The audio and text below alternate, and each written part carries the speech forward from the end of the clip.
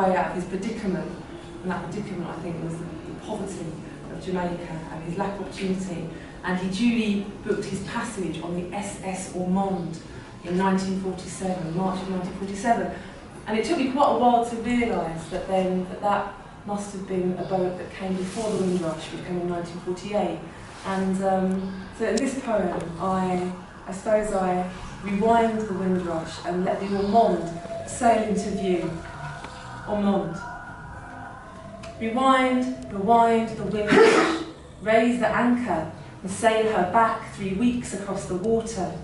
Then let the travellers disembark, return them to their silent beds at dawn, before the mayhem of the docks at Kingston Town and Port of Spain. They'll wake to see their island sun again. Wind back the hours, the days, the months, a year, and out of fog or Ormonde sails like a rumour or a tale about how what's too soon forgotten will rise again, light up, awaken engines, and swing her bow through half a century, return 100 drifters lost at sea. Among the crowd, here's Gilbert Lowe, a tailor, strolling starboard with his wife and daughter, or staring out to sea alone most nights. Here's Paul the carpenter, the yellow moonlight, and his battered playing cards accompany. Or curled like woodlice in the clammy canopy of darkness under deck, those stowaways will leap for Liverpool on landing day and sprint a half a mile of stormy water, black with mud, to climb the slummy timber under Albert Dock, where policemen wait to haul them off before the magistrate. And all the passengers step from the ship and through a coverlet of mist, then slip like whispers into tenements and back streets as Ormonde's deep horn bellows her retreat. And from this little piece of history, she slowly creaks her way back out to sea. From the very sort of public poem then, it's a personal poem, a monologue in the voice of my father, or a man like my father, speaking about his reasons for leaving, the journey and his arrival. The poem is a glossa. It takes 4 lines of Theodore Recky's poem, The Waking, and gives them as the last line of each stanza. The lines are, the shaking keeps me steady, I should know. What falls away is always and is near. I wake to sleep and take my waking slow. I learn by going where I have to go. At night, you find me at the oil lamp, dice in hand. I say to myself, if I throw a pair of fires, I'll give up this life. The hot, slow days of hurricanes, sweet reek of banana rot, black fruit on the vine. I want another hand of chances. I grip the dice and blow a gust of luck into my fist. I'm dreaming of England, yes, work, yes, women, riches. I shake these bone cubes hard, let go. This shaking keeps me steady, I should know. The radio fizzes news across the tenement yard. Dazed soldiers sailing home, a weekend cavalcade, monsoon time coming. I pass dead horses in the field, dead mules. Men sag like slack suits in the square. Talk of leaving starts like rain, slow and spare, a rattle in a can. My tears aren't for the ship, new places, strange people, but the loss of my always faces. I mean my people, who I know, my places. My sister says, you carry them with you. Don't fear, what falls away is always and is near. Ormonde rocks steady across the ocean. You ever look out to sea and on every side is sky and water. Too much, too blue. Thoughts lap at me like waves against the bow. Not where I am, but why and who. At night, we use our hours up. 10 fellows flock to someone's sticky room. I roll the dice to deal for shemmy, brag, pontoon. We go till dawn, huddle at the lamp turned low. I wake to sleep and take my waking slow. Some fellows swore there were diamonds on these streets. Look hard enough in rain and you'll see them. I squint my eyes, but what I see is sunshine on the dock, my sister's white gloves waving me goodbye. There's no diamonds here, or if there are, they're under this skin of snow. Seems the whole world's gone white. I roll my dice in basements below these English pavements. I guess I'm learning what I need to know. I learn by going where I have to go. The poem Pasieras, I found this word Pasieras in John Philip's book, Windrush, The Irresistible Rise of Multiracial Britain, which is a collection of oral testimonies by people who travelled from the Caribbean to the UK in that post-war period. And I found this one particular quote by an interviewed Sam King, one of the most famous of the Windrush passengers. And he said about leaving, people were concerned, especially those people who had never been out of Jamaica before, but there was an attitude of comradeship. We were yard people. We didn't use the word yardie, we used the word pasiero. We were pasieras. We were going to club together and we were going to survive. Pasieras. We were losing memories already. They slipped like fish into the wide red water.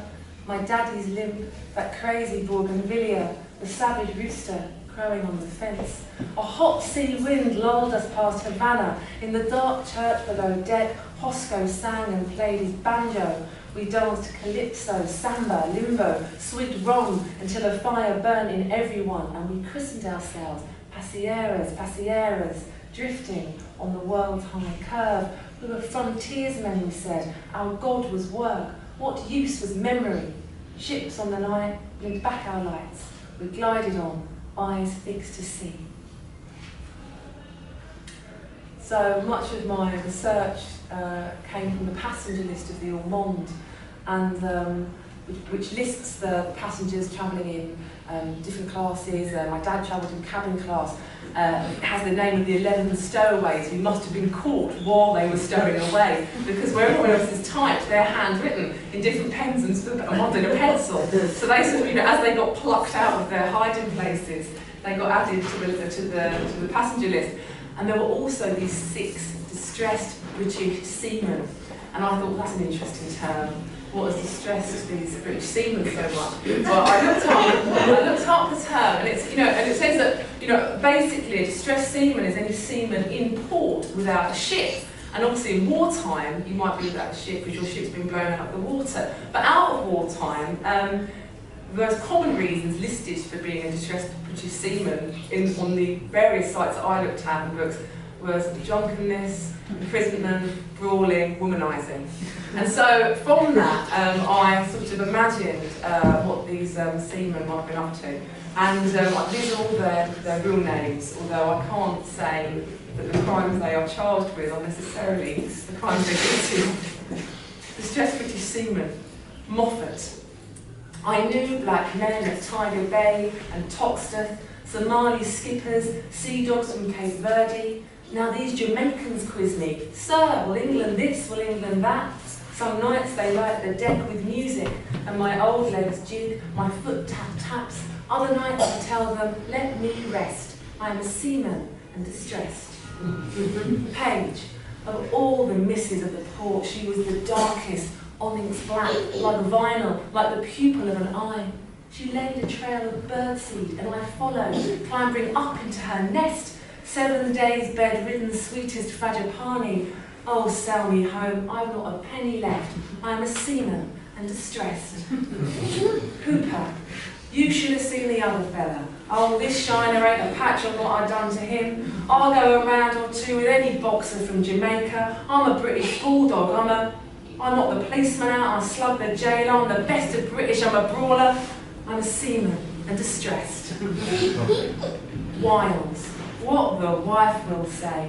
This pustule bubbles hotter every day, and now my palm and soles are scratching like there's ants inside, a rashy hide across my back and chest. I'll see an English doctor, for I'm dead. I am a seaman and distressed. Saeed, I stewed a vat of octopus 4 hours on my stove, the brine so lightly spiced with clove and caraway. Saeed, they said, you are the best of chefs. Before each sailor retched my pulpo back into the sea. That's it for me. My spoon is laid to rest. I am a seaman and distressed. Williams, let the sea gulp down this ship. There is nothing to go back to. white. White as the starched white as the starched shirt I buttoned this morning, as the blinding walk to Kingston docks, as the ship in port a dazzling arc. White as the great house on the red rock hill, the point of light I cling to as we roll away. White as the ocean foam, as gulls who struck the deck. White as our prayers, we pilgrims in our Sunday best. Bleached cuffs and collars, as white as dreams. White as the cards we turn below the old white moon. The blank white faces of knaves and queens staring back at ours. My good white bones, my good white teeth. So I would return now to the passenger list, and the next poems are all about one passenger or another, and I begin with someone speaking for the stowaways. The poem is called Stowaway, and again I said borrowed so heavily on this book. Lord Kitchener, the wonderful calypso singer, saw the stowaways on the Windrush jump into the water, and he says, all those stowaways jumped from the ship into the water and started swimming ashore. And I was wondering if these fellows are not afraid of alligators, because that water seemed to me like it must have some kind of reptile in it. And I started to think about, what it must have been to jump into the sea off the coast of Liverpool or Southampton or Tilbury. How brave that must have been, and desperate and cold. And I guess the stowaways may have come from perhaps poorer families and those that could afford to pay the passage of the Ormonde or the Windrush. But my stowaway is an impoverished man, but he's also articulate. He speaks in rhyming couplets, and I am pentameter. Stowaway. A dirty neck, one shirt each day more grey, might easily give men like us away, because we took our passage unencumbered. No clothes, no coin, 11 was our number. 11 tucked into the Ormonde's hold, and how compliantly the body buckled when a crewman's footstep fell. We'd quickly twist into a cask, we sad contortionists. We couldn't bear the hopeless day-long yawn of home, but had no gold or pearls to pawn, no cow or goat to sell. But as we'd hands, we'd work, and if a ship set sail for England, so we would stow away. And we were fed by kindness, serviettes of scrap old bread, some fleshy bones. One passenger bestowed on me a laundered shirt, for mine had yellowed. And when, at last, the docks on England's rim rose up, what choice had we but to jump and swim? The youngest passenger in the cabin class, the poorest class of travel, was a 9-year-old boy who listed his occupation as schoolboy. So it made me think about why this boy would have been leaving. Schoolboy. I didn't see her when I said goodbye. No light, she said. Get going, child. Can buy a cricket bat in England, shoes and school. But I don't care. She sold my pig for the ticket, coughing in the yard to rope him, a nightdress hanging off. Frankie walked me to the harbour, shook my hand. Now it's CCC, they give me jokes and mints and call me 27 Bitten Street because she sewed it in my shirts before when she could sew. Someone I've never met will look after me in England. Her voice whispering from the corner, say please, sit still, be good. Dressmaker. At night I made myself a dress for England. All through the rainy months I stitched by hand, a copper thimble on my thumb. No more my threadbare skirt or patched up pinafore. By candlelight the pattern was a map laid out across my bed, and as the rain slow tap became a lightning storm, my scissors traced the pattern line. Full sleeves, a gathered waist, one tier of wool, one poplin, double-skinned for England's winter time and the cold sea wind. It changed my shadowed figure on the wall. I dreamt myself on a red bus passing Whitehall, or walking on the Strand. There was a tea room where I passed my idle afternoons, and in every scene I wore my dress, bright red, the pillar box and rose, the robins pictured in my schoolbooks. And now, at the ship's cold rail, I am a jolt of colour as we sail closer and closer, and finally I see through a veil of cloud England, my destiny. I never found anyone that travelled on the Ormonde apart from my dad, but my mum said that he'd been befriended by two boxers who had been sponsored to be boxers in Britain.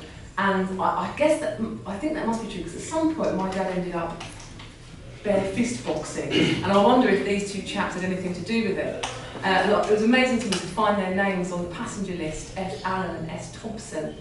And in this poem I imagine that one is speaking to the other, entreating them to stop having a good time on the ship and start practicing, because someone else has paid their passage and they've got work to do.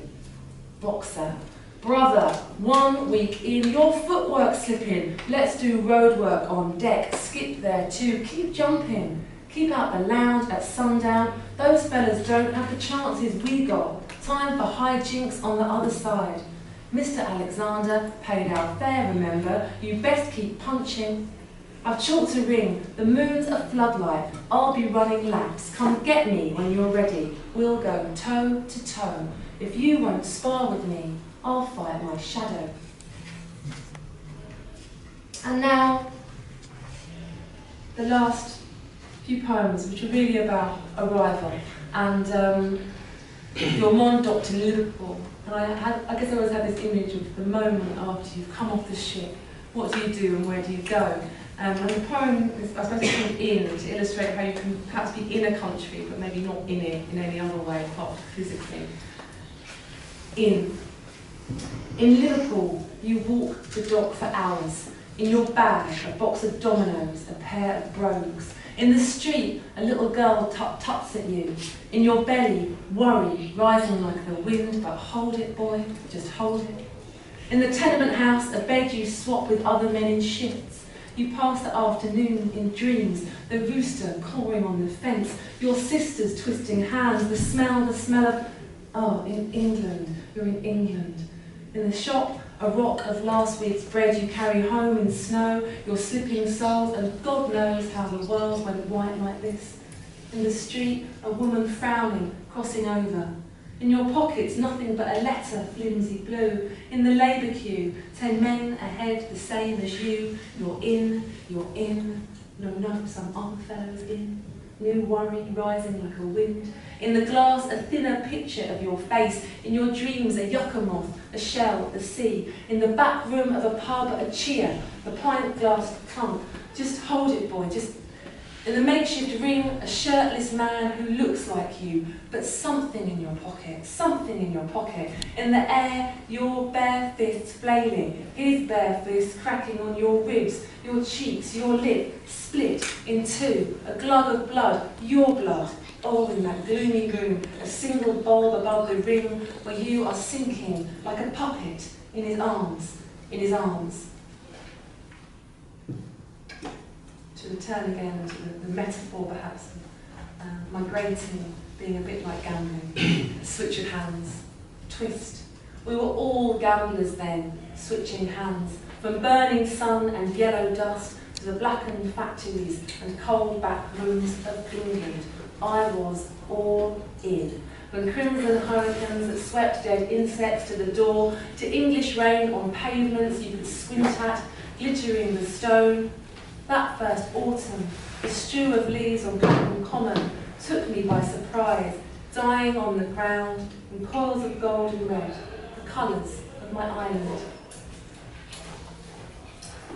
Brings me to mind. It's the last poem in the chapbook, but I'm going to read you the extra poem that's in this sort of special edition, I suppose, of the chapbook as well. And this poem really returns me to my living room and my laptop, typing in Ormonde, migration, ships, Caribbean, which is how I did so much of the research around this book. It's so amazing that you can find so much digitalised in terms of archive material. And it's about what happened to the Ormonde, and about trying to reconstruct it with the help of Google, I suppose. It has an epigraph from Stuart Hall. These are not the victims of migration. These folks mean to survive. Shipbreaking. I watch old films of shipyards on the Clyde, cranes ripping ships apart, their metal hide peeled back by men in goggles wielding fire. The shock of innards, girders, joists and wires, a rusted funnel toppling in slow motion. Those open flanks rain down the cabin's foreign detritus of flags and posters, turquoise charts of distant oceans, photographs of sweethearts. They tore the Ormonde up in 52, the scrap. I Google what I can. If you were here, you'd ask me why I care so much. I'd say it's what we do these days, Dad. Clutch at history. I find old prints, 3 orphans on a deck chair, squinting at the sun, a crewman with his arm around a girl, both smiling, windswept, a stark compartment where you might have slept. And I recall that old trunk in our attic, cracked leather, rusted clasp, my box of tricks, you said you'd lost the only key. Your home, the ship you sailed, those miles of sea were locked inside. Now my mind replays a fizzing cine film, the young man on a gangway, his trilby tilted, pocket hanky, stride rehearsed, it says, I'm here. Then sitting dockside with his trunk among the rippling crowd, he lights a cigarette, inhales the Englishman. And so this last poem, the sort of special extra poem, is about Johnny cakes, which my dad used to love to cook for us sometimes on Sunday. We used to beg him to make them. He said, what do you want this was? Poor man's food. It was just flour and water, a bit of salt, rubbed together and fried. And of course, I think the name, some versions of the account of where Johnny cakes come from say it's a change from journey cake. These are things that people who were travelling would take with them. And certainly, I suppose, for me, growing up in Ilford and Essex, it was a taste of Jamaica, a taste of home. In this poem, I'm back in that period, late 40s, what Johnny cake might mean. So the poem's a recipe, Johnny cake's a recipe.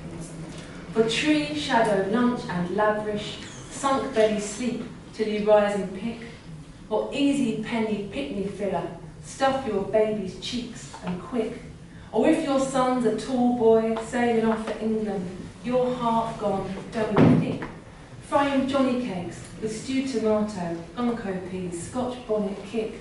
Or wrapping Johnny cakes in muslin for the ship, a taste of home, last finger lick. Or if you are a just come man in Liverpool, alone and heartsick, in a dirty room, the windows steamed, rain trickling down the naked brick. Rub together flour, water, sugar, salt, and grease your pan to stop it stick. If all you dream about is flying back, a Johnny cake might do the trick. Thanks very much.